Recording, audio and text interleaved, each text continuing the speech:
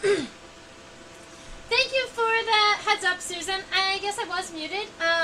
It was just because like I just mentioned in the chat box over there, my computer decided to update. And so sometimes when my computer updates, it likes to disconnect things like my microphone.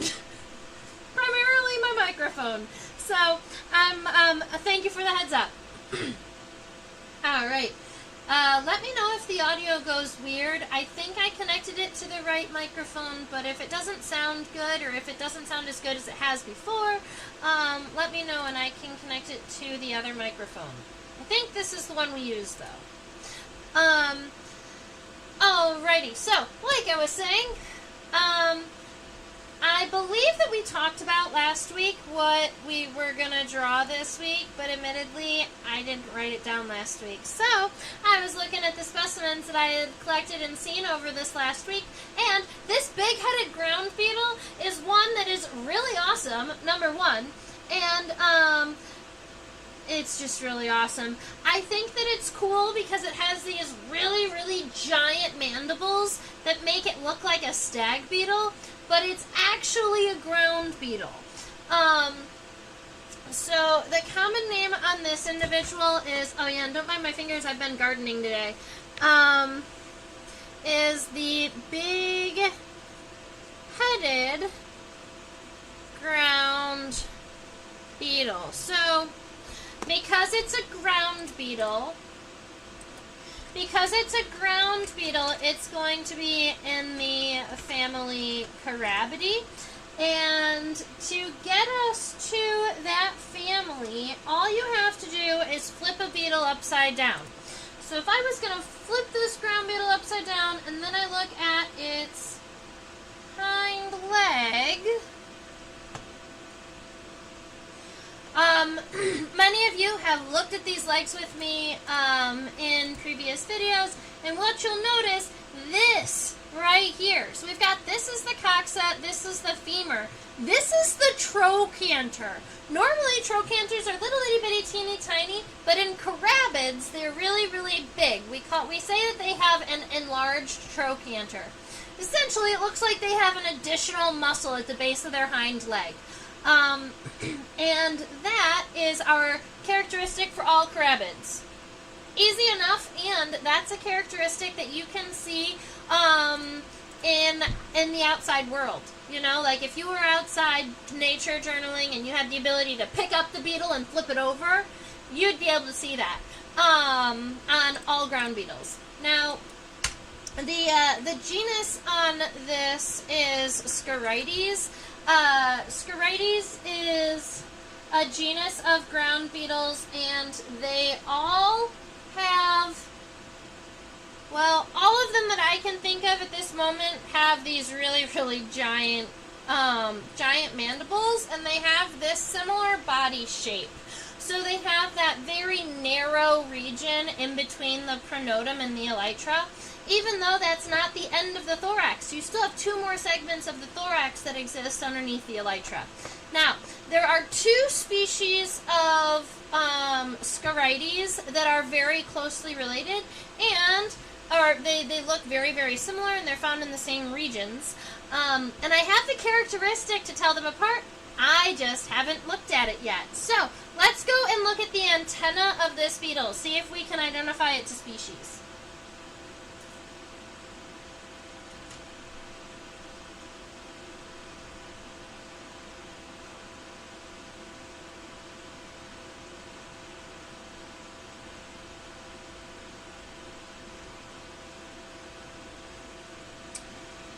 Okay, so the characteristic for the two species of Scarites that are readily available in my region are quadriceps and subterraneous.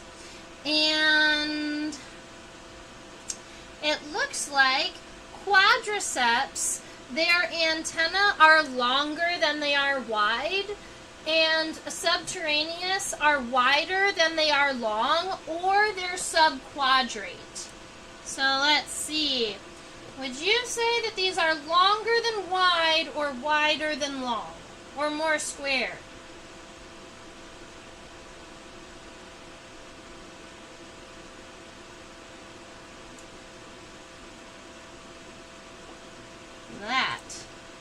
quite an interesting question. Let me see if I can put a measurement on this. Oh, I'd have to actually zoom out. But the ratio is going to be the same to get. So this measurement is not going to be correct, but I just want to see. I'm going to do it this way.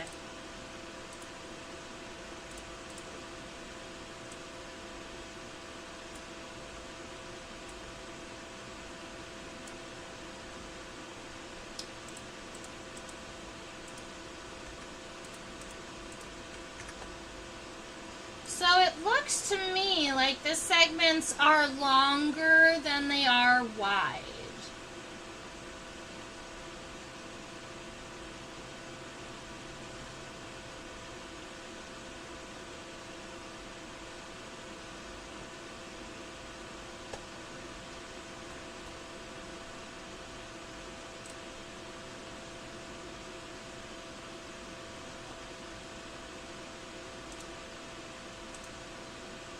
I'm gonna double check one more thing before I write that down.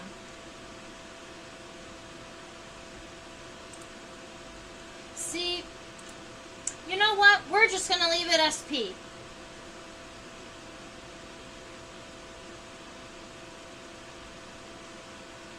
Quadriceps has longer than broad, and subterraneous is as broad as long.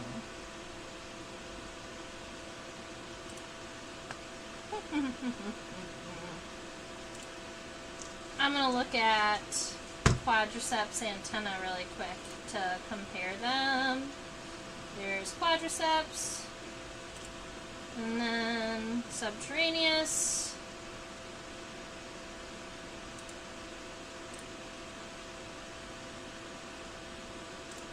They look the same to me. Oh, this one looks different.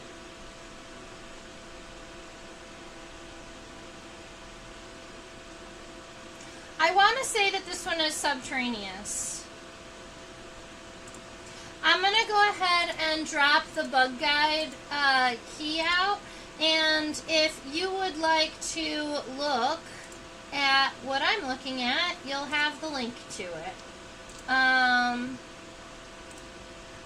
Here. There we go. Gonna need to zoom in on that fifth from the end. What's that little sticky out bit? Oh, right, let's go look.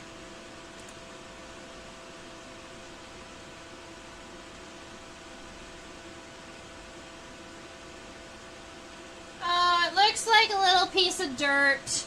It doesn't seem to be a mite. Yes, and it's the individual segments. Susan says longer than wide. And if we were going with longer than wide, then it is quadriceps.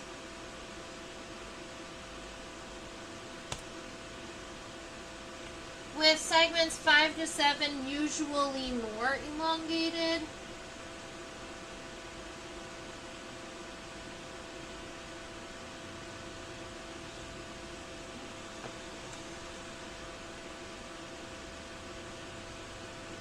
Yeah, quadriceps.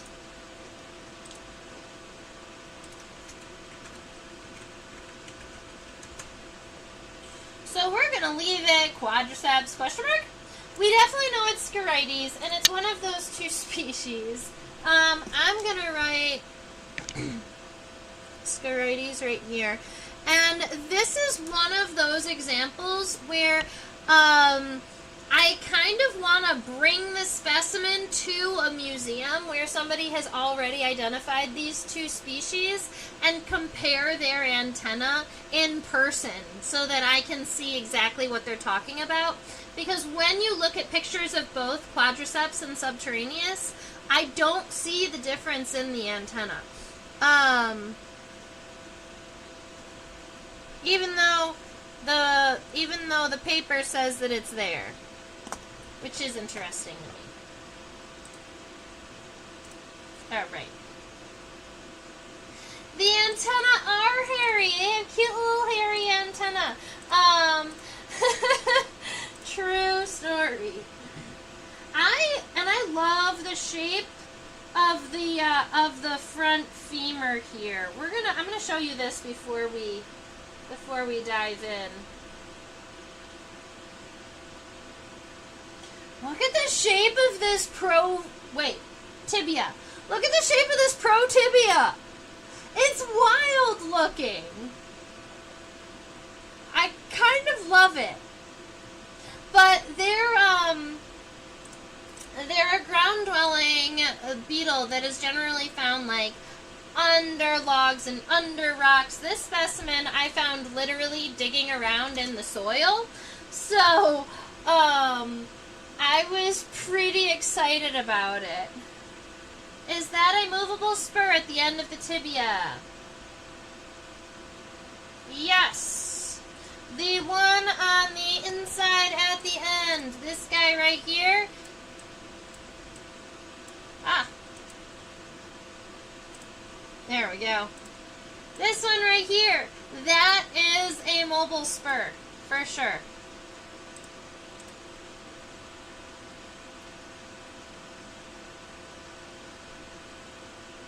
They're just so cool. Yeah, so that's admittedly one of the reasons why I wanted to draw it, because I just thought the legs were so unique, and we haven't drawn anything with such cool legs yet. It's also got long striations in the elytra that we're going to be looking at, and the specimen is admittedly absolutely covered in dirt. It was playing in the dirt. What do you want from me? So I didn't really like clean it off with a little brush or anything like that. It is how it was. And those mandibles are just so cool.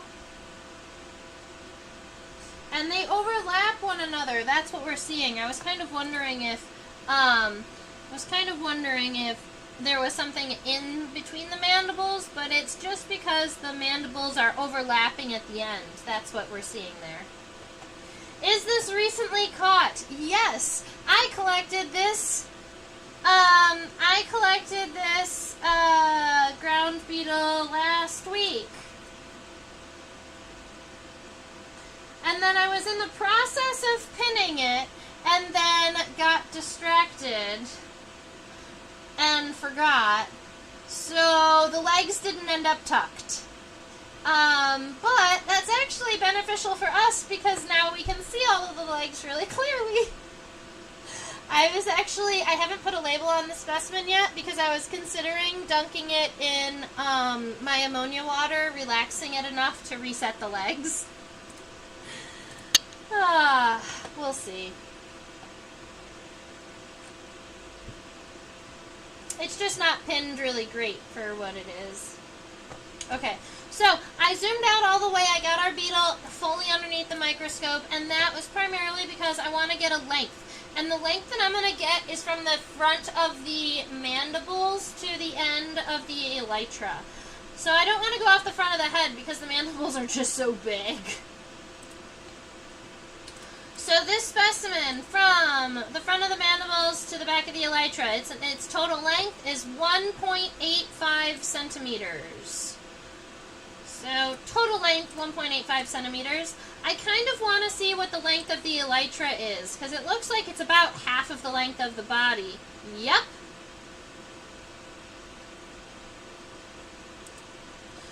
So the elytra are 0.94 centimeters. So it is literally half of the length of the body. So if you wanted to make sure that you had your ratios proper, you could make a mark on your paper up on the top and the mark on your paper where you wanted the bottom of it to go. And now you've got the total length of your specimen. And you just want to make sure that that middle point right around here, that is the entire elytra. And then up here, this is where we're going to fit the mandibles, the head, and the pronotum. So that is how I would make sure that all of our ratios stay accurate. If there are any other measurements that you would like, let me know. Oh, one more kind of fun one might be the mandibles. 0.25 centimeters. mandibles are 1/4 of a centimeter long. Oh, cool. Alright, so now that I've got kind of an approximation of the length of the different body regions of this ground beetle, I'm actually gonna, let's go ahead and start with the elytra first, because they're down here and that's an easy enough shape. So the top of the elytra is gonna be nice and flat, and keep in mind we're doing this very light because I like to get a kind of a first sketch on the paper, and then we'll zoom back in and we will check out all the individual features and we'll adapt our drawing. So let's see, we've got that nice horizontal line. I'm going to make sure that it's a little bit narrower. There, that's about right. And the edges of the elytra are fairly parallel. If anything, they go out just a little bit. And you're going to go down, it looks like approximately 2/3 of the way. So kind of like this. And then once you get to the very end, we're just going to give it this nice U shape here. The very, very end of the elytra might have a little bit of a point. Kind of like that. It comes down to a little bit of a point, but it's not going to be too much. And then we're going to just divide this in half really quick because we know the elytra, there are 2 of them there. Alright, now, moving on up,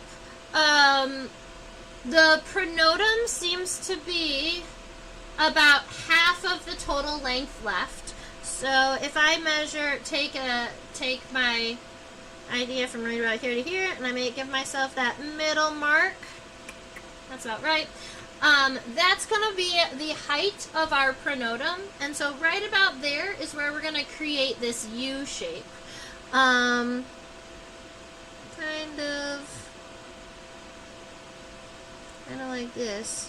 It's got a U top on the pronotum, and then it looks like most of it kind of comes this straight down. I'm probably going to have to widen my elytra a little bit. And then once we get to about here, we're going to come in on a diagonal. Gonna have to move it over, I think. That's okay. We'll fix it. And then way down here on the bottom, I'm just gonna flatten that out.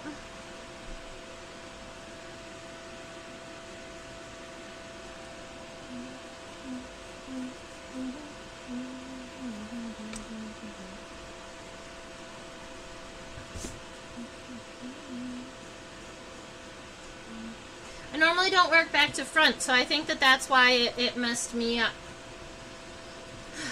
Oh, right, very good. So we've got that nifty little pronotum here. Now for the head, we already kind of know where the mandibles are going to end way up here. If we're looking at just the head and the mandibles, funny enough, it also looks like that's about halfway. So if I take my space left and split this in half again, that's going to be the space for the mandibles, and this is going to be the space for the head. That's really funny. Half, half, half, half. Yep. Okay, so the front of the head here is also pretty U-shaped, but it seems to be a little bit flatter than the top of the pronotum, so just make sure that it is not as strong. Way up here at the top, that's going to be the top of my head, and then I'm just going to create little parentheses to come back down to connect down into that pronotum here. Keep in mind that we will be adding the compound eyes outside of that, and then giving it that really cool little neck piece here in between the head and the pronotum. But now we've got these mandibles to take care of, and the mandibles are going to be going right up into this space. So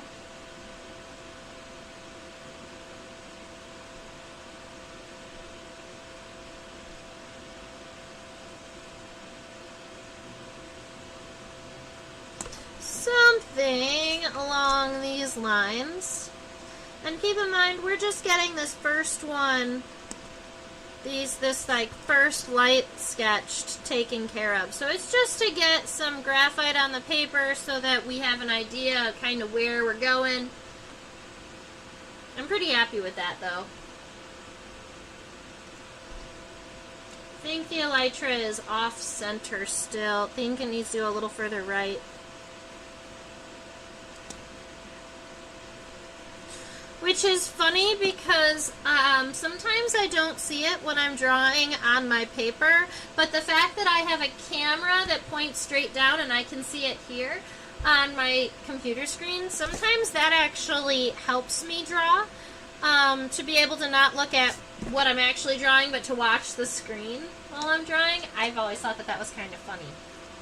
Alright, so now we are gonna zoom in to the top of the head and we're gonna get started on getting all of these beautiful details sorted out.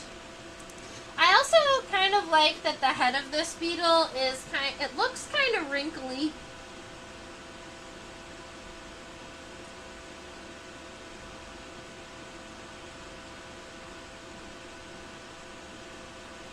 Look at how covered in dirt it is. That is not hair, that's not scales, that's just the layer of dirt that was on this beetle.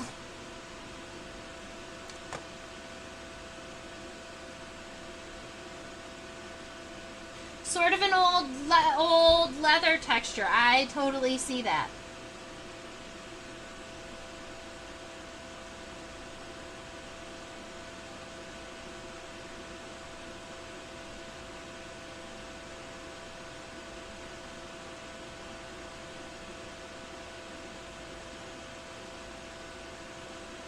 Alright, you know what's funny? If I look at the right antenna, I'm not sure if it's longer than wide. But if I look at the left antenna, those definitely look quadrate. Those look square to me. It's funny. Okay, so let's go ahead. The eyes, the compound eyes are right here on the side of the head here and right here on the side. So if we were adding those eyes to our sketch here, they're going to be along the edge of our head about. Are we seeing them on the edge on the right antenna?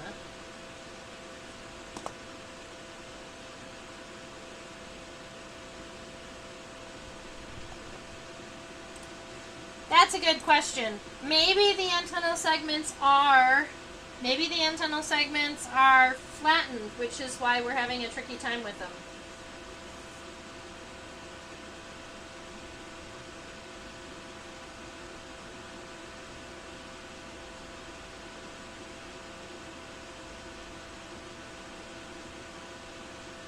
Because if we look on this side,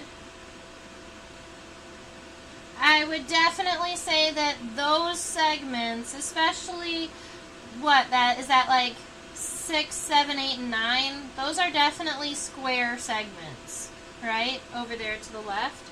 But then if we move over here to the right,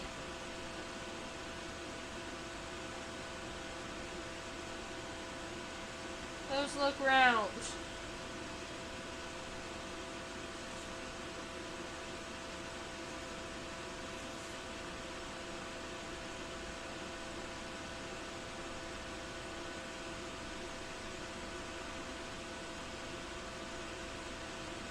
Makes me a little grumbly. They're not flattened. I've looked at them at a couple of different angles now.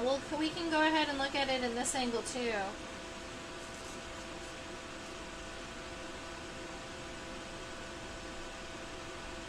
Wait a minute.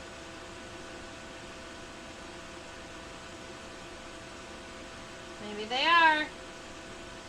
Ladies and gentlemen, these antennal segments are flattened a little bit. From this angle, they look wider.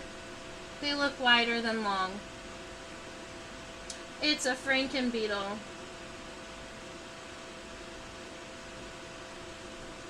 I wonder about that. I wonder if the Scarites can intermingle, and we have some type of weird morph.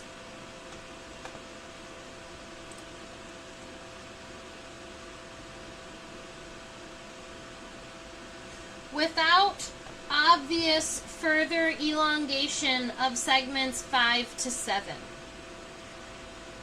Because there's a second characteristic on this key, and that is quadriceps seems to have segments 5 to 7 more elongated, longer, and subterraneous is not longer in segments 5 to 7. Let's see. Let's count. I don't see 5 to 7 being significantly longer. I really want to say that it is subterraneous.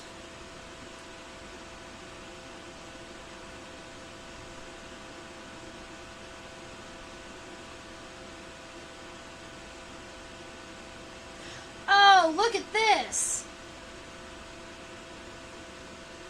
Okay, this is fun. Alright, so you know how... Oh, I haven't even drawn the eyes on this beetle yet. Let me draw the eyes while I'm talking. So when I put these compound eyes in, I'm just going to give almost like a little parentheses on the inside that doesn't go too far of the line we've already decided. But then I'm going to arch these eyes outside of kind of what we'd already planned here, so that those compound eyes do expand past the edge of our head here. Now, what I noticed right before I started drawing these compound eyes is that if you look at the back of the head, alright, kind of where, right about here, where the back of the head would be kind of tucking into the pronotum here, a lot of beetles have the ability to kind of tuck their head into their pronotum a little bit or push it out. And it's not a huge amount. It's not like they can completely hide their head. It's just kind of like this motion. And if you look on the back side of the head, you can see a line of dirt.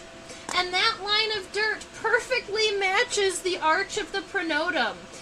I think, see right here? I think that this beetle can tuck its head up to that line. I think that's cool. It's like when you are at a river or a stream and you're looking at the edge of the water where you can, or like the lines on the trees where you can see where the water can get to, but it's not there yet. That's what it reminds me of.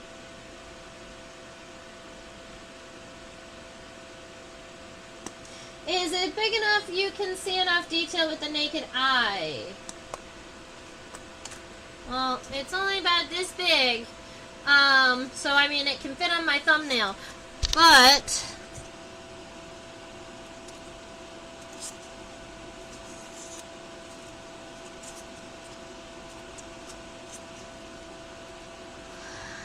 I would argue that if I was looking at it with my naked eye, that they are flattened and that they are wider than long. With my naked eye, I would probably call it subterraneous.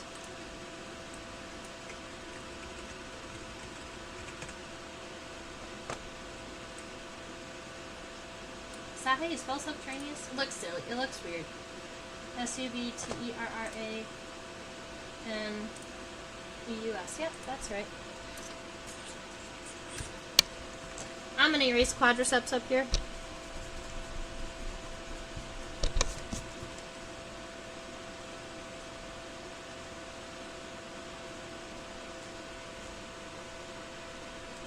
Alrighty. So now we've got some eyes on our beetle friend here. I need to lift this one up. I want to make sure that they match.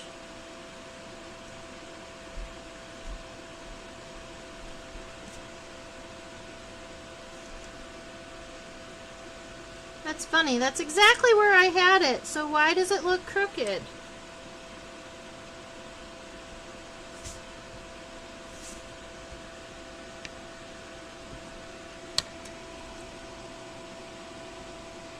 Yeah, it's fine. Okay, so inside of those compound eyes, I am going to crosshatch just to make sure we know there's lots of little individual ommatidia or individual lenses within there. The head, when it comes back from the compound eye, is pretty straight. It does come in a little bit, so I'm going to kind of angle it in a little bit on both sides from that corner. And maybe the issue was not the head, but that the pronotum was a little crooked. That's what I'm seeing. All right, so here we are. We've got that head coming in. Now, the bottom of the head is going to be where that that U-shaped pronotum is. So I'm just going to go ahead and give us that. Notice that the edge of the pronotum up here, it goes past the edge of the head. But if you were to take that head and kind of tuck it into the pronotum, the eyes are going to be right there at the edge. So make sure that that edge doesn't go too much further than the compound eyes. And I want it to be more U-shaped.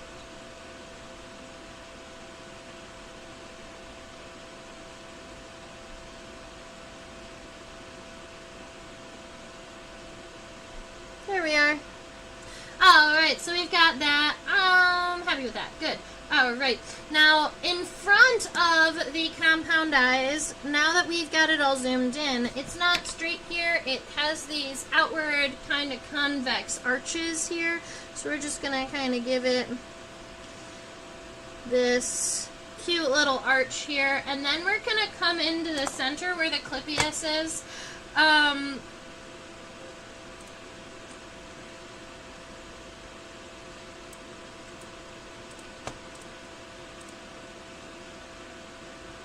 Bud. I forgot I moved it.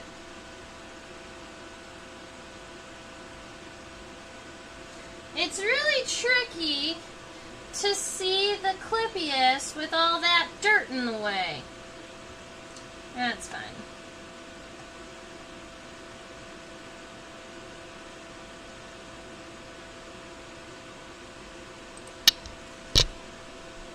So we're going to take this, so we're zoomed in right here at the base of the mandibles right now because I was curious about the shape that is right in this region. You can see it kind of, it arches in, but it seems to have a little bit of a, this right here is the clipeus. It's the part of the head that connects to the labrum, the upper lip, and it seems to have a shape in here, but I'm having a tricky time seeing it. So what we're going to do is we're just going to follow this U on the bottom.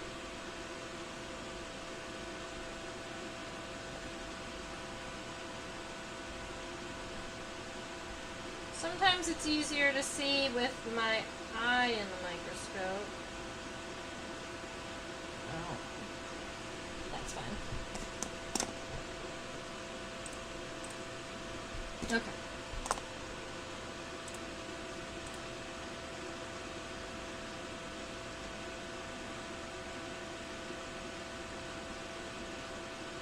So that's going to be the best view that we have. We're going to give the top of the head at least this mound here and then this mound here. Right in between, kind of here at the base and the center of the mandibles, that's where you're going to find the clipeus and the labrum. So the piece that connects and the upper lip. And so that's the shaping you're seeing in there, but because it is covered in sand, what I'm going to draw is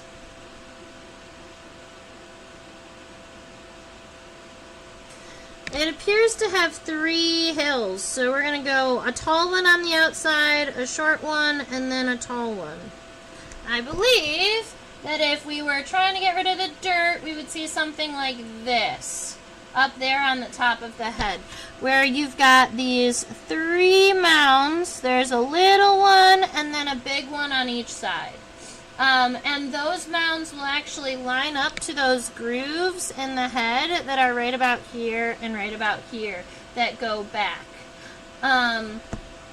We also have our mandibles that are nice and big. Big. And we can see those palps. And I believe that what those palps are labial palps. They tend to be the larger of the 2 pair. And the I believe they're maxillary palps, sorry. I believe they're maxillary palps. They tend to be the larger of the 2 pair. And the labial palps that are connected to the bottom jaw tend to be a little bit shorter on the bottom. We can even flip the beetle over to confirm, but the palps that you're looking at right there that are 3-segmented, yeah, those are going to be maxillary palps. So here we've got the right side on top of the left side on top of the right. And coming up from here, I'm actually going to make my my mandibles come out just a little bit wider now that we've got that nice wide head happening. So when I give my mandibles, I'm just going to come out just a little bit further on that. And then the inside of the mandibles, it doesn't seem to have a large number, it doesn't seem to have like a large number of like teeth, like dentations. We call them dentations when you've got teeth inside of the mandibles. So there doesn't seem to be a whole lot of dentations in here, just like just the one sharper one up here on the front. And then it comes down and appears to go actually straight down the center here. And then we're going to do the same on the other side so that it is matching and making sure that it goes wider just like the other one did. It is also not super sharp, so we're going to make sure that that kind of comes in a little bit more rounded, and that actually makes more sense because if this comes in and then is flat here, then you've got no air pocket in between the mandibles, which is what we're seeing. So that is going to be how I draw my mandibles, but it also's got that really strong looking grooves there, because so there's a part of me that wants to kind of give it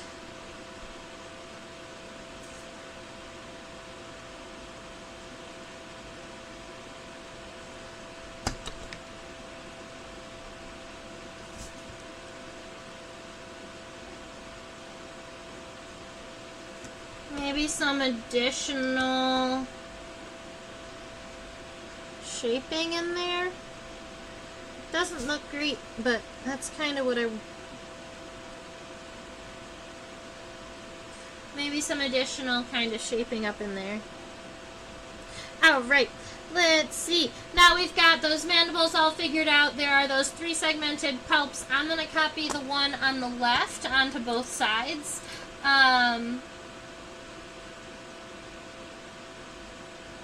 There we go.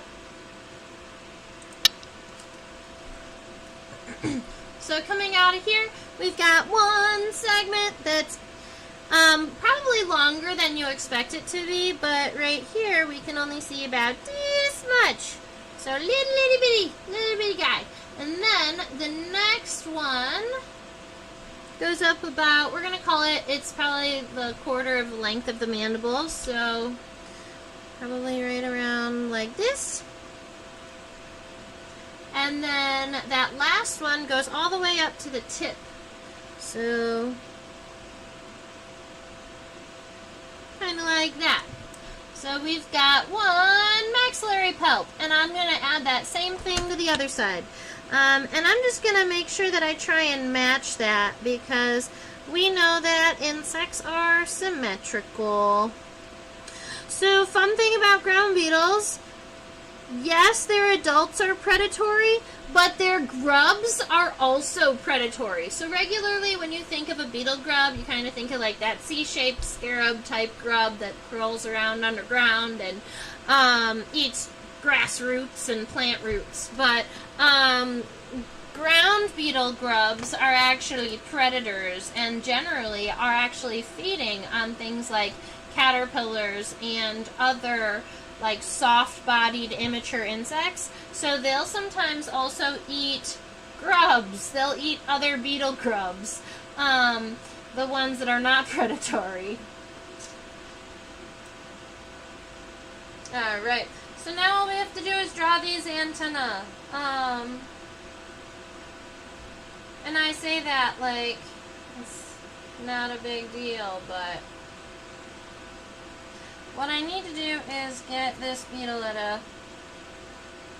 There we go, this is better for drawing its antenna.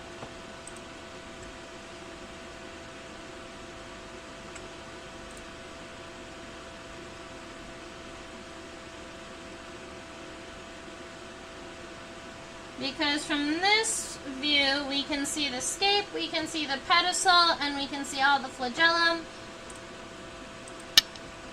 The scape being the first segment of the antenna, so it's that rectangular one. The antennae are coming out from in between the compound eye and the mandibles, so right here. They actually come out from underneath a shelf in front of the eye. That first segment is very kind of rectangular, kind of longish. We've got that one, scape. The pedicel also looks longer than wide.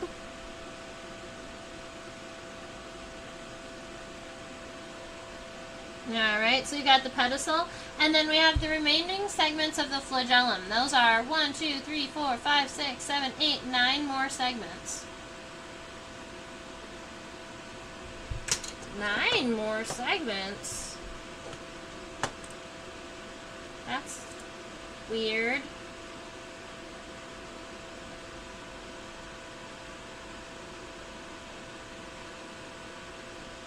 Oh, they're saying antennomeres 8 to 10, but they're not saying that there's a total.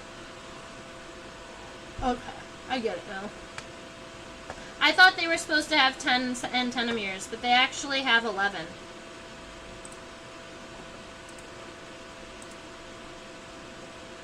Is there not a hidden segment under the eye? I would have thought the big segment right before the right angle was the pedicel. Let's go look!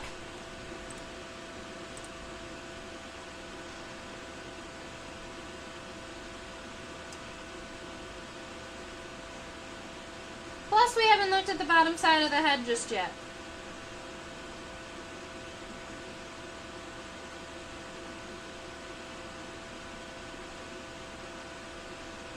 This is so cool. The bottom side of the head is awesome.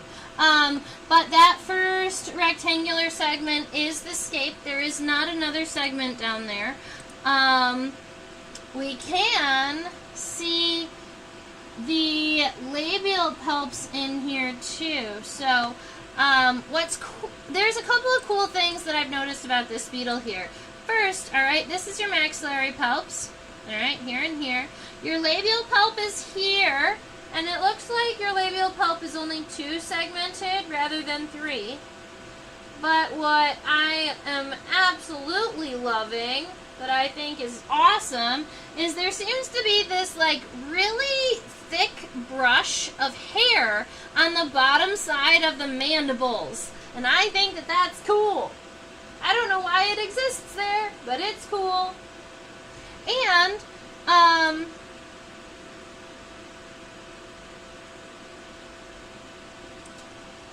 this piece, I wish black beetles didn't have to be so hard to see all of the individual pieces on a microscope, but I can see them and I think it's cool.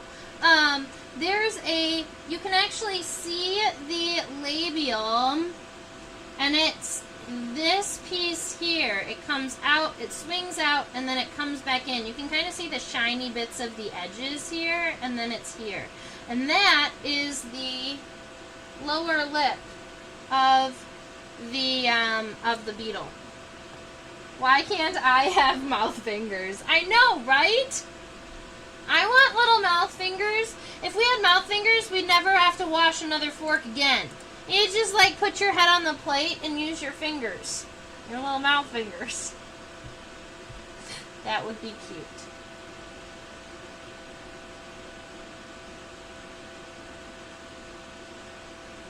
Okay.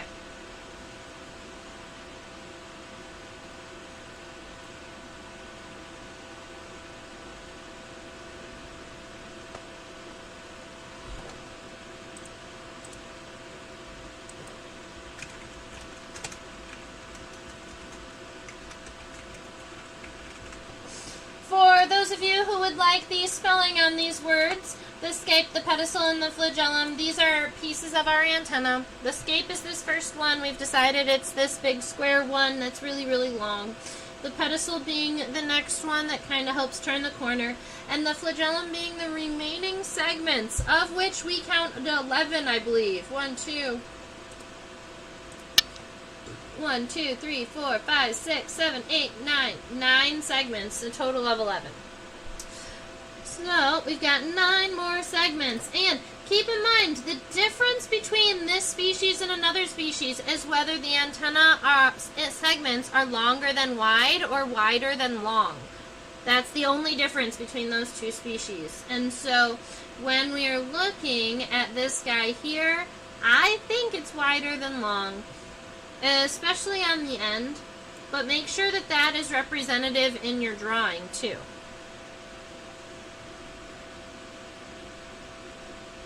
One, 2, 3, 4,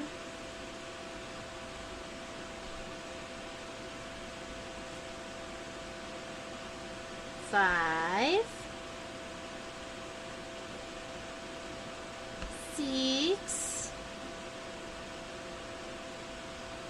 7, 8, and 9 is a little pointier at the end.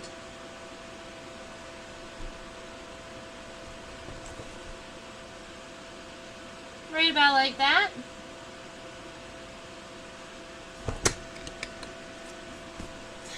And then, if you have time, you can always copy that onto the other side. I'm not going to copy the antenna onto the other side just now because I want to make sure that I have enough time to draw all the other body parts.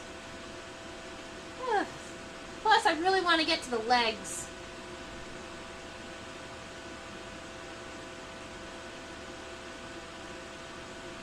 Alright, so now we are looking at the pronotum. The pronotum is the top of the first segment of the thorax.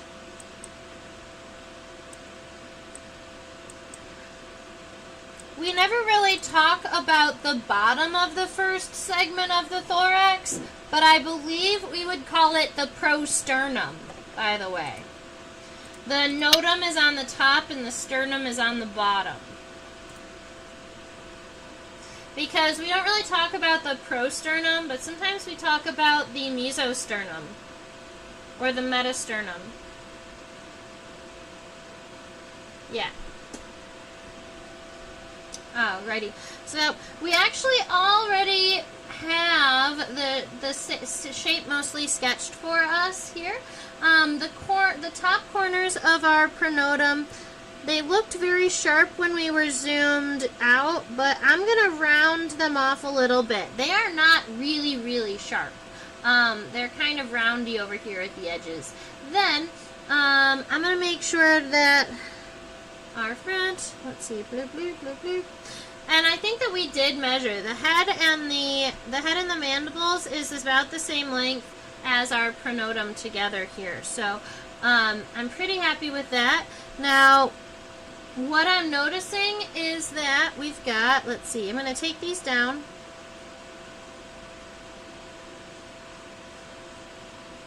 But then instead of connecting all the way to the bottom here, what I'm going to do is I'm going to continue this nice U shape above the elytra. All right, because this is actually the pronotum, and then there appears to be almost that little bit of a connector right there at the very bottom. So at this bottom, ba-doop-ba-doops, right about here, we're going to do 2 straight lines. That'll connect our pronotum to our elytra. That is definitely a region where this beetle is going to be turning a whole bunch. He's got a lot of flexibility in that space. Now, in the pronotum, there isn't a whole lot of like additional detail on the outside, but do want you to see that there is that line, and it does kind of double up all the way around. Pretty much all the way around. So the line on the top here is, let's see, it comes pretty far away from the edge, but then once you get over to the sides and the bottom, this line still exists. It's just really, really close to the edge here. So I'm just going to kind of like double up this line all the way around the edge to give that little bit of extra detail so you can see the ridge. And I don't see any suture or line here in the center.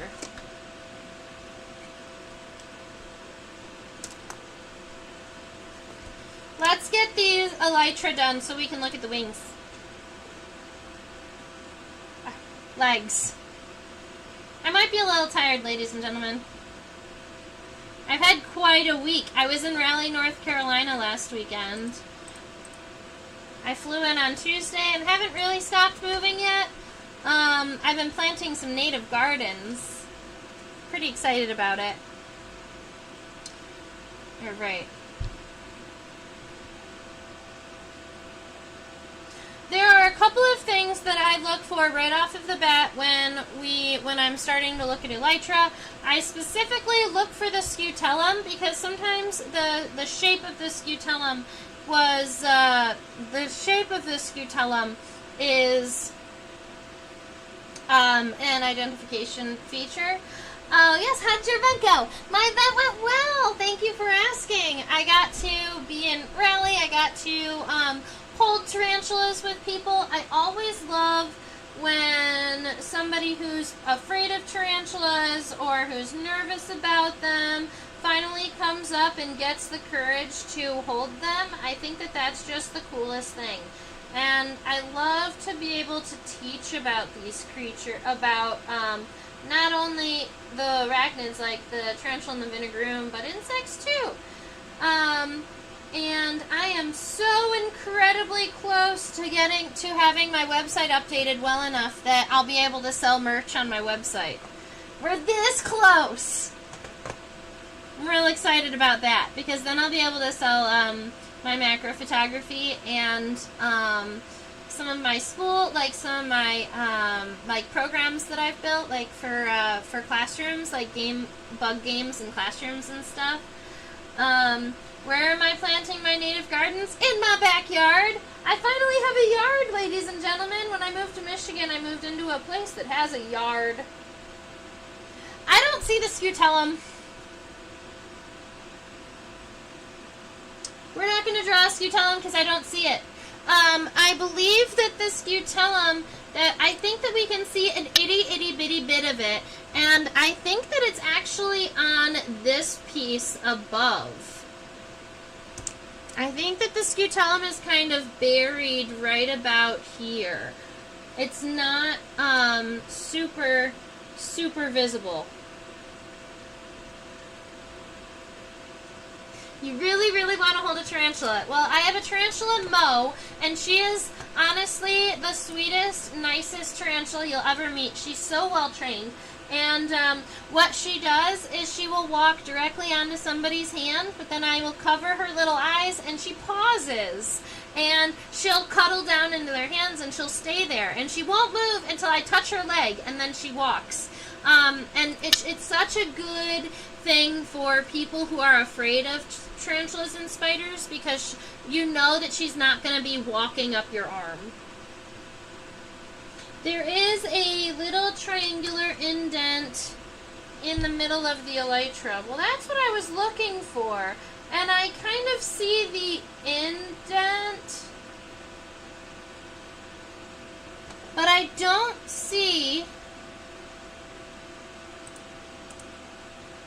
really see it. Like, you can almost imagine that it's there when we're zoomed out, but when we zoom in, it's an odd one. I love it. I love things that are a little bit confusing. So this is what we'll do.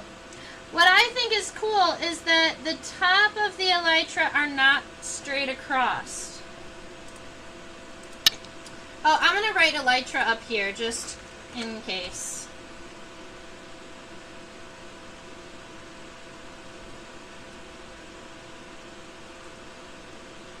Aw, yeah, exactly. I love it very much. And now she's traveled with me to something like, I think we've been to 6 cities this year together. She's like my best friend. Okay. So this beetle is fairly, like,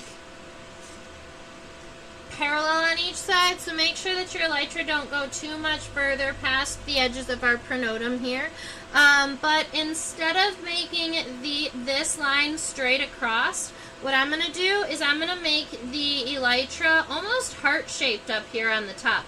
You can see that it's kind of round. So yes, there is this little almost triangular indent in the center.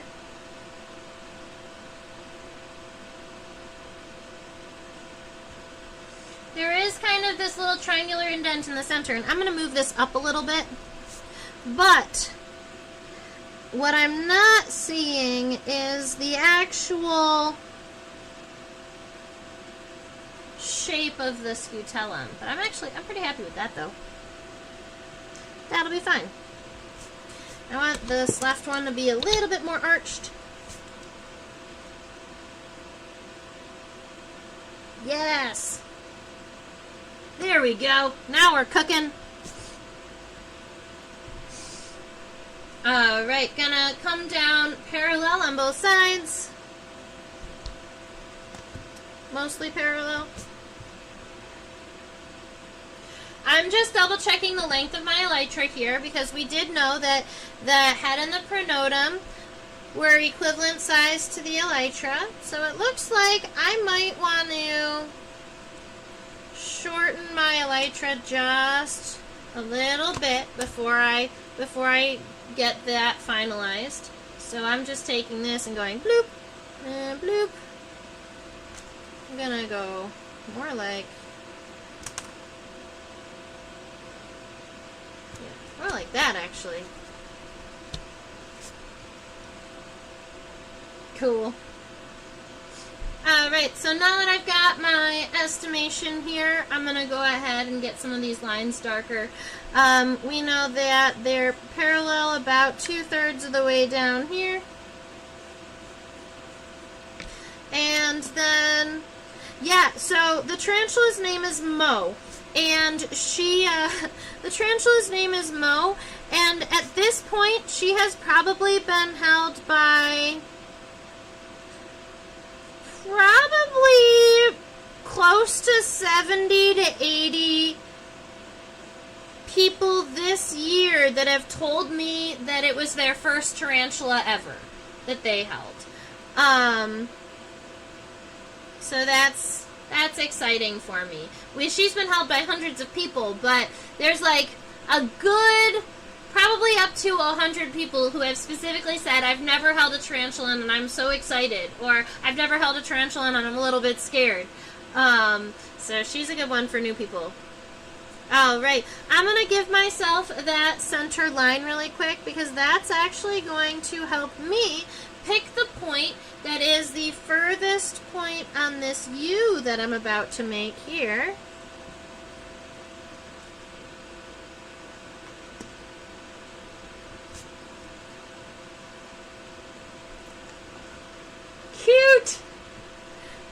Alright, so those are the elytra. Now, if I zoom in, we can see the striations. Mo is very, very mellow, and I purchased her and then trained her. She's a curly hair tarantula from Central America. I want to count how many striations per elytra there are. 1, 2, 3, 4, 5, 6, 7. 1, 2, 3, 4, 5, 6, 7. All right. There appears to be 7 striations per elytra if you are curious to do those. So what I normally do when I'm doing something like that that's a little bit more detail, I'll make sure that the lines that are solid are a little bit darker here. And then I'll just do the striations kind of really light. And we're going to do 7 of them. 1, 2, 3, 4, 5, 6. Well, the 7th one is going to go off the edge a little bit, so I guess we're giving 6 in here. But that's kind of how I would go. And they're not really dark, kind of solid lines, but admittedly these striations here aren't really dark solid either. If you zoom in close enough to these, you'll see that there's almost like a series of small pinpoint dots that actually make the line. So I was able to put 7 on the right side. Oh,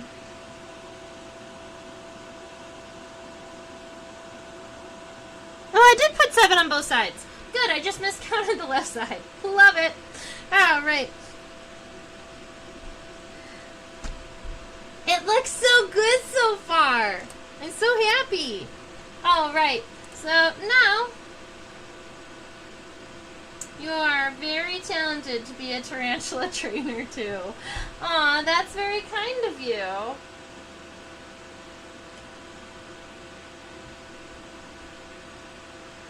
I've been handling tarantulas and scorpions with the public for 13 years now. That handling tarantulas was the first thing I ever taught. When I first started teaching about insects, I was teaching to elementary students at Michigan State's Bug House. And we would teach about insect anatomy. We would do a build-a-bug that was on a felt board. And then we would handle tarantulas with the kiddos. It was so much fun. And cockroaches and walking sticks. Okay. I want this to be better.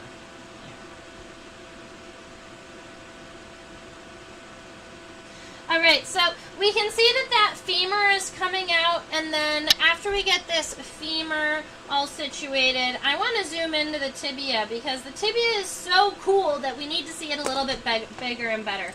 Let me go ahead and switch this word over to femur, tibia, and tarsi. Those are our leg words. That first segment right there, that's our femur. It's the big one. The femur, it comes out of the base of the pronotum, right about here is where the leg is going to come out of. So when we're drawing it, just make sure that you're kind of imagining where it's coming out, and that'll give us, it's right about here.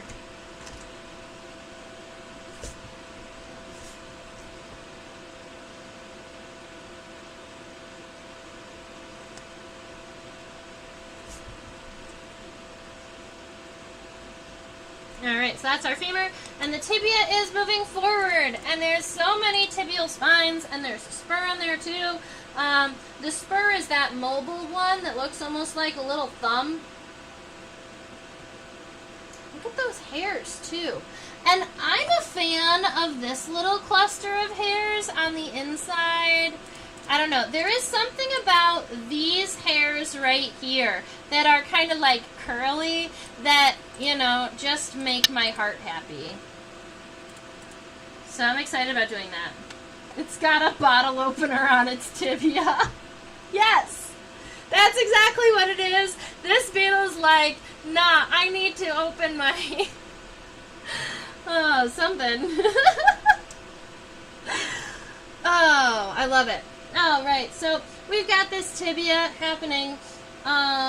If we were to measure the tibia against the rest of the body, the tibia is probably going to come up to right about eye level, right about here. So interestingly enough, a lot of times those spurs or that little bottle opener region right there, that's probably what it uses to clean its antenna when its antenna gets covered in dirt. Because this specimen is absolutely covered in dirt, right? And it's subterraneous, so it's used to being underground. And I collected it while I was weeding. I was digging in the dirt. It probably needs to clean its antenna off every now and again, and that groove probably fits the antenna pretty well. So that's kind of fun.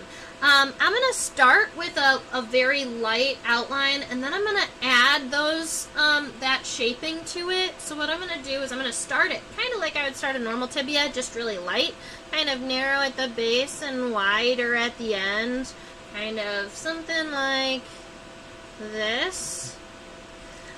Because I want to, before I start adding all of those really cool bonus parts, I just want to make sure that the tibia doesn't look funny, and so I want to give it kind of a base to start on. And that is why I need it to be not funny looking. Alright, so I'm trying to get my tibia to come in just a little bit, I think. Yeah. I think that is approximately right. Now, now that we've got... I want to fix it.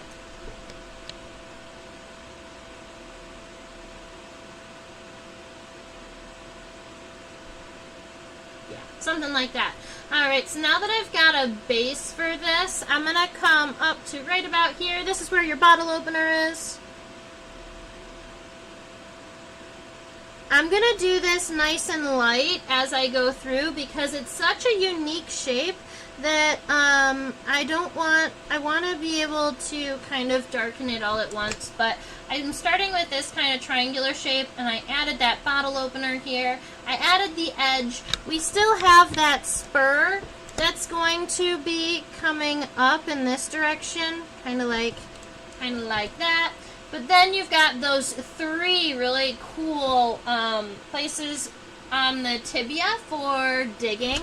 And that first one is the largest. And instead of kind of angling inward, it angles,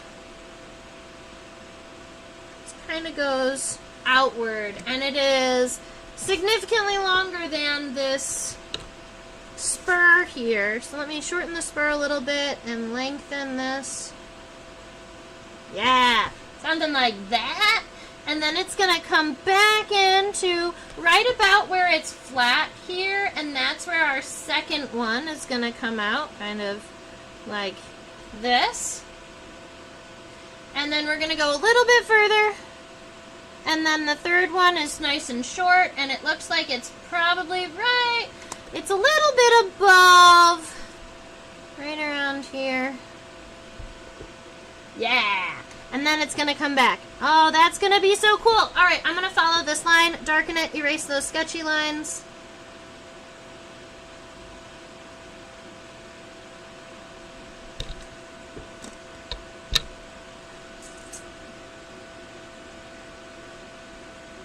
I am so happy with that cute little tibia here. Now, I do want to add those cute little hairs here that go wee. Yeah, those are fun. Now we get to add the tarsal segments. Tarantulas are fantastic pets. Mine would sit in my hand and rub his tummy against my palm. Aww. So it would rub its abdomen against you? The bottom side, though, not... Huh. I've never had I don't know if I've had a tarantula do that. Like, actually rub. I've had a tarantula... Sometimes when they're really, really calm, they'll take their entire body and they'll rest, like, their entire body on you, and they kind of cuddle in that way. But I don't know if I've ever had a tarantula rub its abdomen on me. Although if it starts to stand up a little higher, it means it's not particularly happy.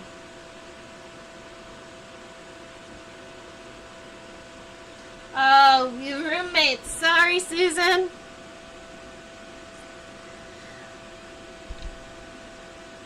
See, my roommates are my cats, and they don't have a problem with it.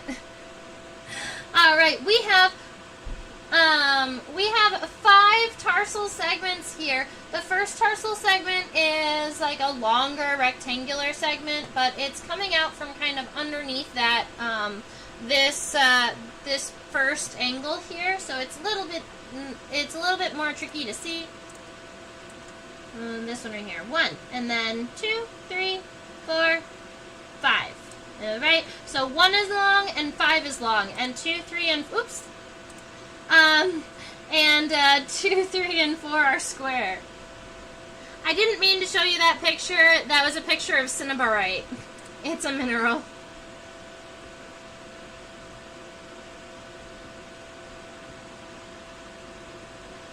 One, 2, 3, 4, and then the 5th one is raindrop shaped, kind of narrow at the base and round at the end. And you do have some significant tarsal claws on these beetles here. You can see those at the end. So longer rectangle, 2, 3, and 4 are like more subquadrate or almost square-like. And then you've got the little raindrop at the end. Cute. I kind of want the base of the tibia to be... Yeah, the base of the tibia needed to connect a little bit lower. That looks good. Happy.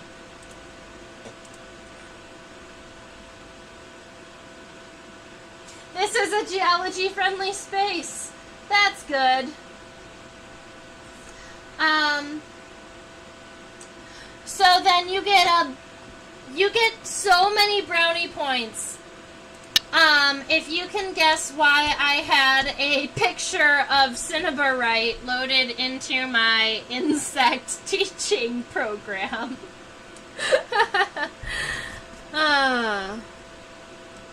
I think I did something sad, which is made the entire leg too big for the beetle. I was just so excited about the leg that it got giant. But we're going to try and make sure that the middle and the hind legs don't get that big. So we still have the femur, the tibia, and the tarsal segments, but the tibia on the middle leg, or the mesotibia, is not as fun. The femur connects right about here, and you can imagine it coming kind of upwards in this direction. So we're going to have kind of the end of the femur coming up right about here. Sometimes people think, well, insects have 3 body parts, a head, a thorax, and an abdomen. So this is head, thorax, abdomen. That is not the case. The abdomen doesn't start until like right about here. The abdomen is only about half of this space because you still have 2 segments of the thorax down here.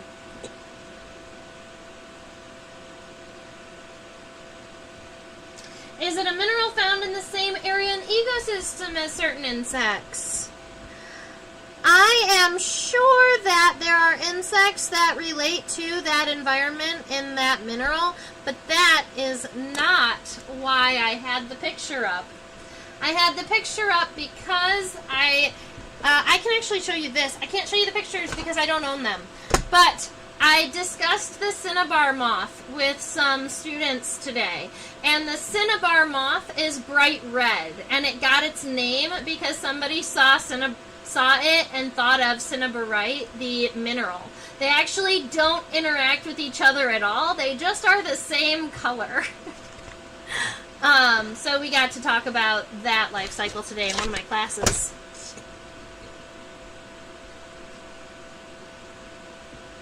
Because cinnabar is red. Exactly. Alright, the tibia is coming downward in this direction. It is a little bit narrower at the base than at the end, so it's almost going to be like a little bit of a boot cut jean down here at the end. I do believe that there is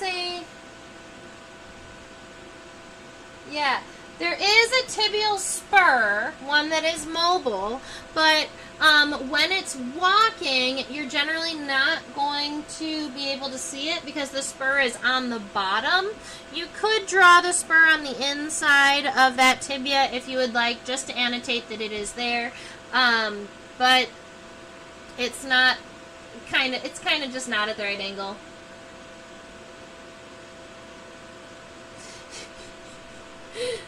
Oh, man.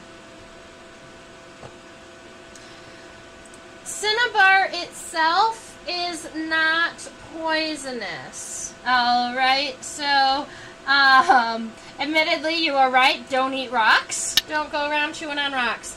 But the cinnabar moth is poisonous because it eats, that plant. I can't remember at this moment. Ragwort. It eats ragwort, which is a poisonous plant. So we have 5 tarsal segments on our meso leg, on the middle leg here. The first 4 are kind of rectangular, meaning that they're kind of narrow at the base and wide at the end, and they look like they could almost stack into one another. They also are kind of fun because they're covered in hairs, and I have once again made this leg too long, so I'm going to cut it in half.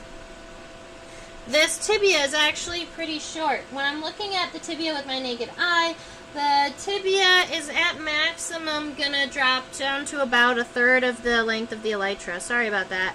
I got distracted. This beetle just wants really long legs. 1, 2, 3,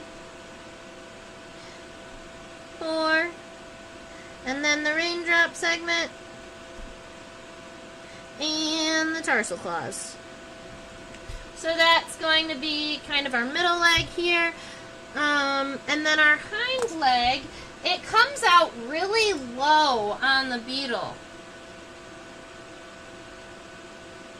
Oh, doing some reading, cinnabar is the source of the pigment vermilion. Cool! Yes, if you get tons of ragwort, go look for the cinnabar moth. Also, the cinnabar moth is just a beautiful moth in general. But both ragwort and cinnabar are native not to the United States, but to Europe. So, I know that this isn't the insect we're looking at today, but the ragwort came here first. It's invasive and poisonous to our agricultural animals and to animals in general. So people wanted to get rid of the ragwort, and so they went over to Europe. They found a host that would feed on it and brought it over. So the cinnabar moth is not native to the United States, but is generally found in connection with the ragwort because that's its host plant, and we brought it here to eat it.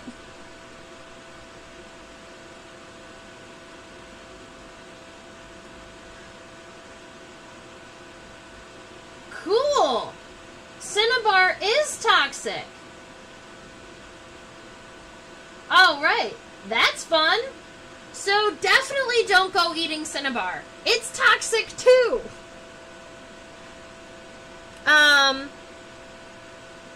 Alright, so our hind leg It comes out past the halfway point of the elytra. So if you look at your halfway point of your elytra, it's probably right about here. Go a little bit further, and that is where your hind leg is going to be coming out. We've got the femur coming out right around here. That tibia, narrow to wide. It looks like the tibia reaches right about to the end of the elytra here. You can see that it does have a tibial spine right about there. And then we've got 5 tarsal segments again. So this ground beetle has a 5-5-5 tarsal formula. 1, 2, 3, 4, 5. 1, 2, 3, 4, and 5. That raindrop shape with the claws.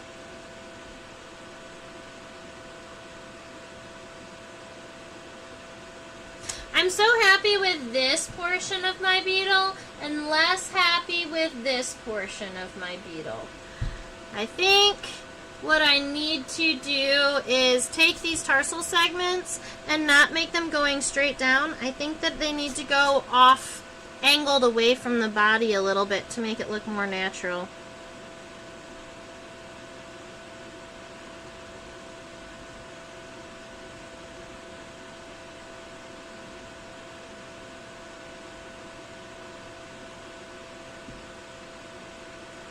That looks better. So I'm going to do that same thing to the other side, to the middle leg here.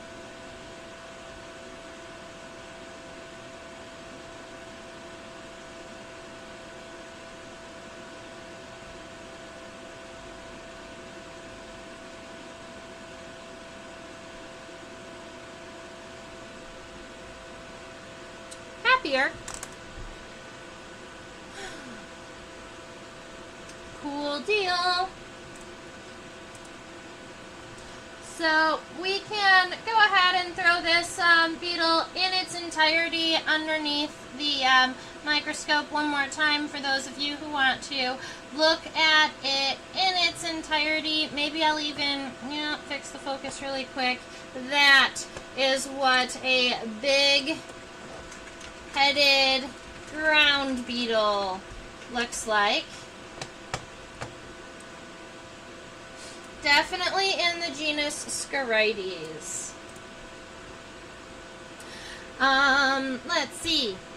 Now, so many people might say, oh my goodness, that looks a lot like a stag beetle, right? Because stag beetles have these absolutely giant mandibles, and sometimes they even have this kind of separation between the pronotum and the elytra. So, here are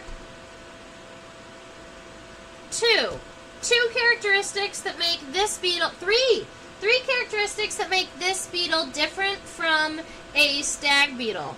1, all stag beetles have 10 antennal segments. Alright, every single stag beetle in the entire world, that's one of their defining characteristics. They have 10 antennal segments. This one has 11 antennomeres. Or antennomeres is what we call the antennal segments. Then, the second characteristic would be this beetle. Here's something kind of cool. This beetle, if we're saying that the antennal segments are as wide as they are long, and that this one is subterraneous, that makes these antennae not filiform, but maniliform antenna.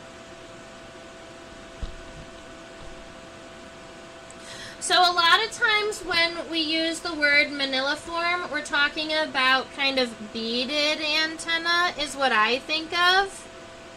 Like this, like the antenna of a termite.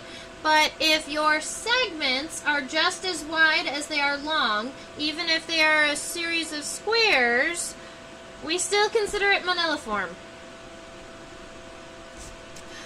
Right. All lucanids, stag beetles, are going to have antennae that they kind of look like stag beetles have pectinate antennae, so their antennae are a little trickier to draw without looking at them. Sorry. Oh, right. And the third characteristic that makes them different is that this is a ground beetle, so it has that expanded metatrochanter. And if you are new here, because there's a couple of us that are here now that weren't here when we looked at the trochanter, so we're going to flip it over and look at it one more time for you. So I've got a couple of words here, expanded just meaning grown, meta meaning on the third leg, and then trochanter is the segment of the leg in between the coxa, which is like a hip bone, and the femur. So I say it's kind of like an additional knee joint in between your hip and your femur that humans don't have, but insects have it. And if you look right here on the hind leg, it almost looks like it has this crazy looking additional little muscle here. And stag beetles will never have that. This is a characteristic of only ground beetles. And what's funny is, and also tiger beetles, but technically tiger beetles are in the ground beetle family.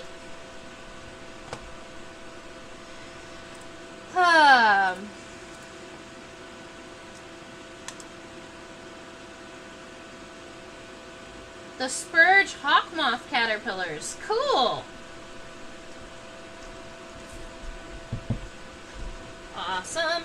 All right, and that is our big-headed ground beetle for the day.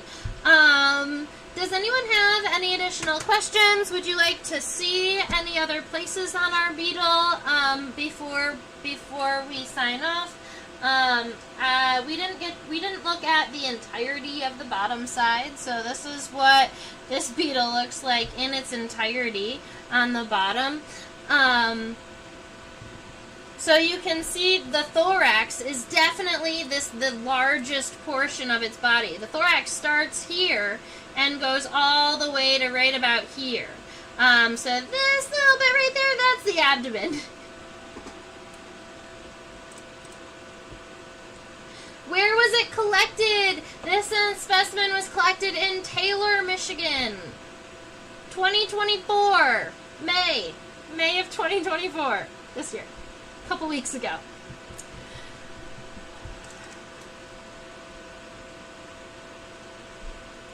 It's actually so new that it doesn't have a label on the specimen yet.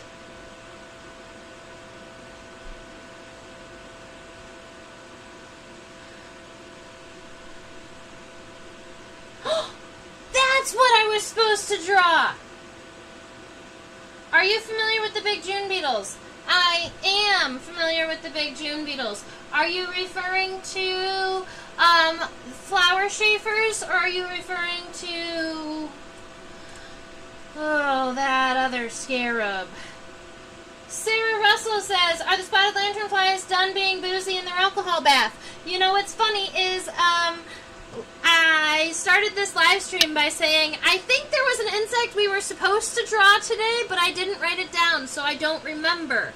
So yes, the spotted lanternflies are still being boozy in their alcohol bath, but right now I'm gonna write spotted lanternfly on my paper, and that means I won't actually forget. Because during my pinning class this week, I pinned 3 periodical cicadas and a cute little dung beetle that I collected in North Carolina this weekend. So those are my newly pinned specimens, and that is actually a decent sized dung beetle. I'm pretty excited about it. See how big it is in comparison to those to the cicadas? Very good.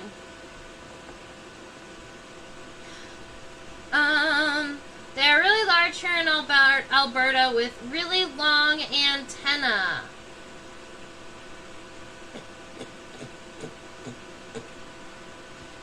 Let me look.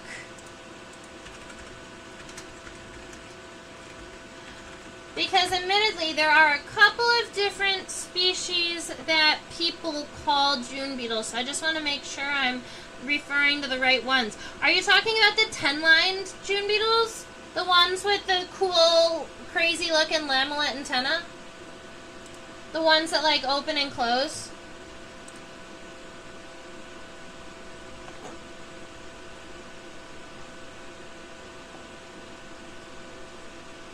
I've only seen them in Africa, and they are much larger there than your little guy. You know what?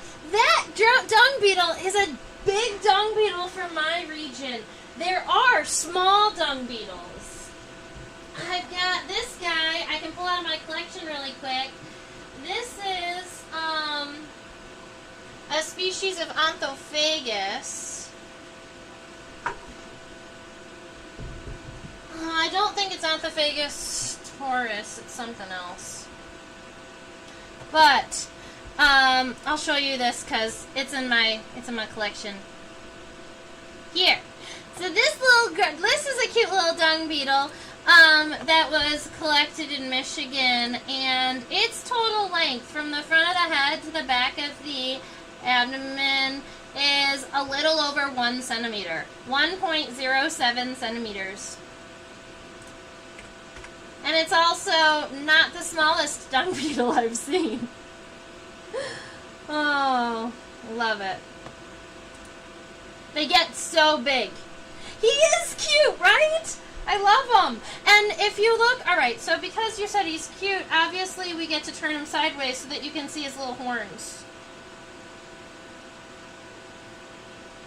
It's hard to see because his horns are dark, but if I put him sideways like this, at least you can see, yeah, look at his cute little horns.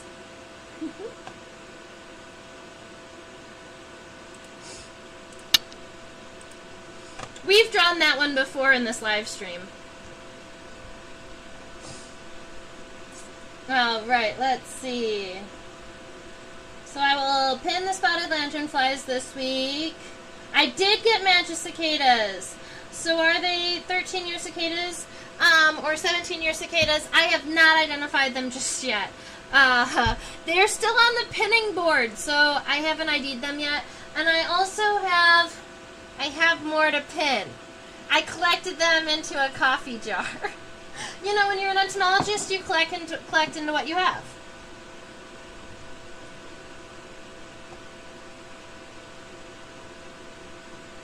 Oh, cool, Deb. I think that it's... So you got to watch me on a big TV today. Was that helpful for drawing and being able to see all of the fine details to have it on a bigger screen?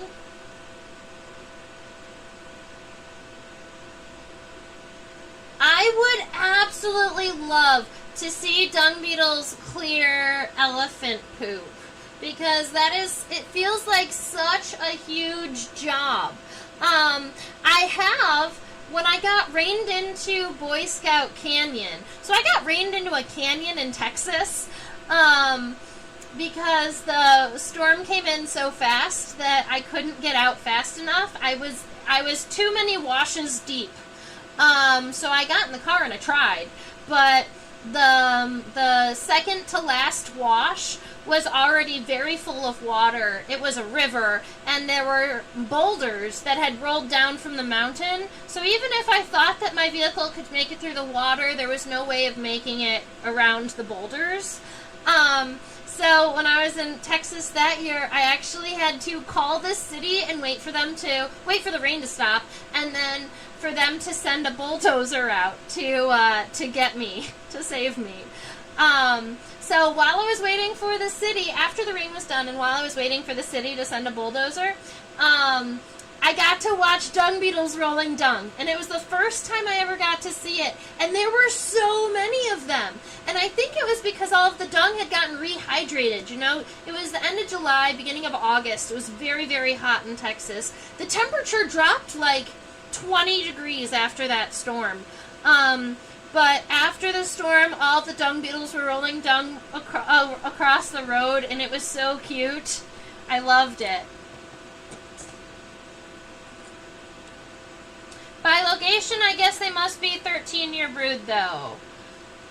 Probably. Admittedly, I haven't looked into it enough. So, Susan, if you have done the research, I would agree with you. But admittedly, I haven't looked into where the 13 and the 17 years are emerging. I just know that I'm going to be heading to Champaign, Illinois, because all 7 species should be emerging in that region.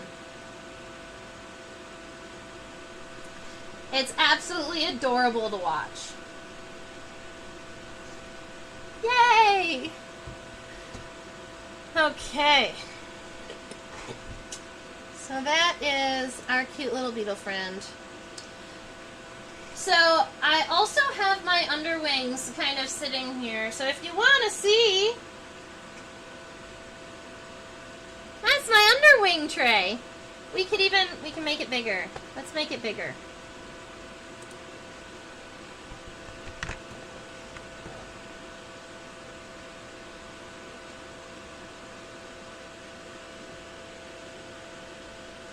I have some personal favorites, and these 4 over here are the Noctua species, so they're the false underwings. They have underwing in their name, but they're in a different family and a different genus. Everybody else is Catacola, and this one is Noctua also, but everybody else is Catacola. And this one's my favorite. It's a bright, bright pink one. And I love how the front wings, if you look at them in just the right angle, they almost look like a metallic-y, dark blue, purpley color. And I think that that's really cool. Yeah. So,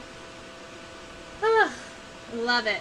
And this one is an underwing, but it doesn't get the pretty hind wings that everybody else does. It just has black hind wings. But when you look at those hind wings underneath the microscope, they are like almost an iridescent dark midnight blue color. Let's see. I bet you that... No. When you look at it under the correct light, they do, but the microscope isn't showing the iridescence like I wanted it to. They look fun to paint. Okay. I think I haven't done too much painting in my time. But I could see kind of, especially on the front wings and that really cool texture, with a watercolor, I think that would be really cool.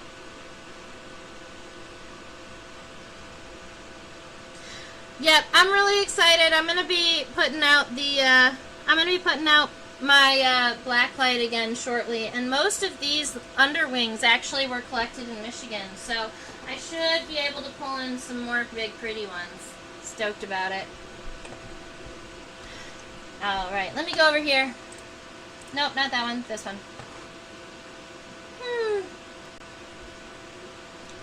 Alrighty, I want to say thank you for hanging out and chit-chatting and discussing not only this cute little ground beetle, but also dung beetles and underwings and joking about spotted lanternflies.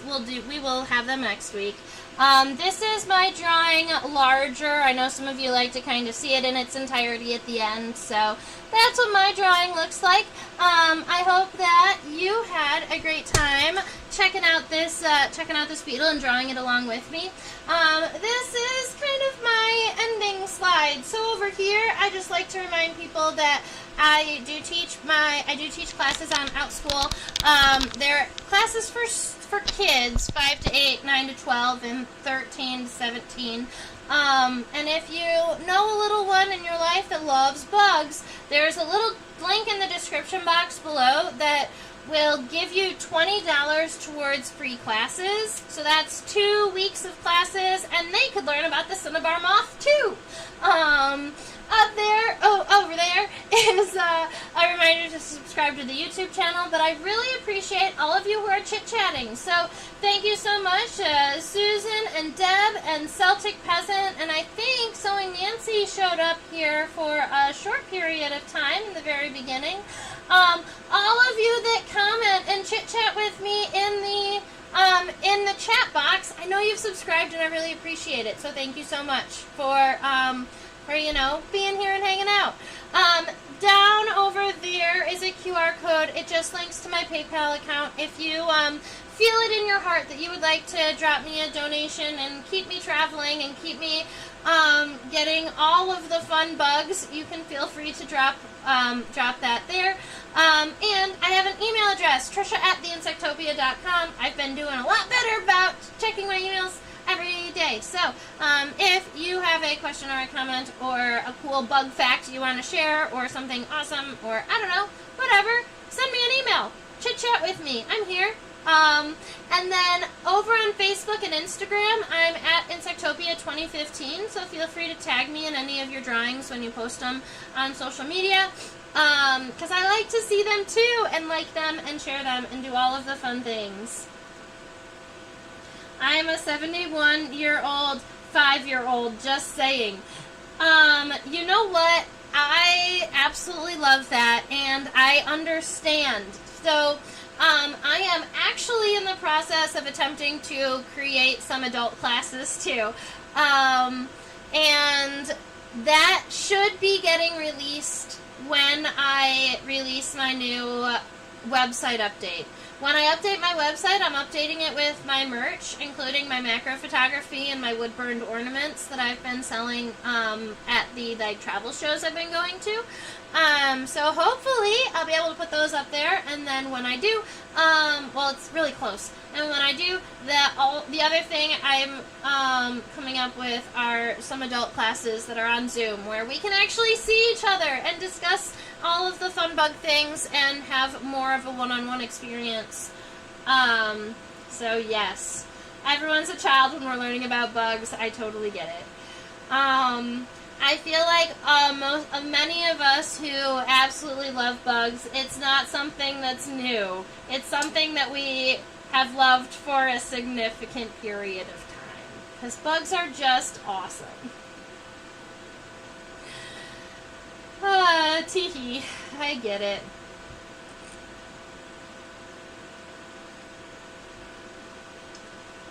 Sewing Nancy hasn't held a tarantula yet. What? What? Okay. Well, you'll have to hold one. You'll have to meet me up. Meet me at some point. That'd be very, very good. All right. And that's our live stream for the day. So next week we'll be doing spotted lanternflies. They're gonna be taken out of their bougie alcohol bath.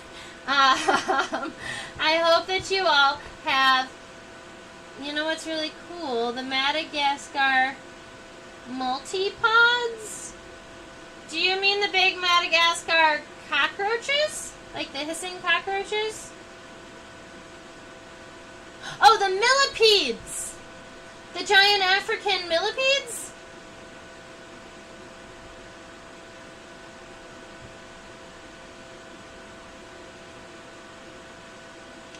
Yes, the giant African millipedes. They are pretty cool. Unfortunately, I do not own a containment facility just yet. And because I don't own a containment facility just yet, I am not allowed to own the giant African millipedes. They are a containment facility only creature because they have a species of mite that can transport with them and their soil that the U.S. is worried about coming over. So those have to stay in controlled environments. Yes, but they are absolutely gorgeous. And what's funny is that some people are having a really hard time rearing them, and then they realized that there's multiple species of the giant African millipede. So even though we have them all listed as Archispirostrepta gigas, we have them listed all in that one species, but we're realizing now that even though they all look the same and they are all very large, they are actually a species complex. They do not all mate with one another. Even the males and the females that look like they're all giant African millipedes, some of them won't mate. And so they're realizing that genetically they're different enough. So it's been an interesting thing in the insect world over there. House centipedes are pretty. I saw a house centipede about 2 weeks ago, but I wasn't quick enough to catch it, and the kitties got it. The kitties are really good about protecting our home.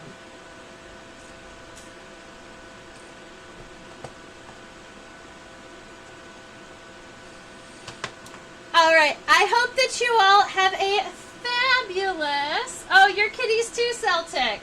Very good. I hope that you all have a fabulous rest of your week. I look forward to hearing from you next week and chit-chatting and continuing to draw.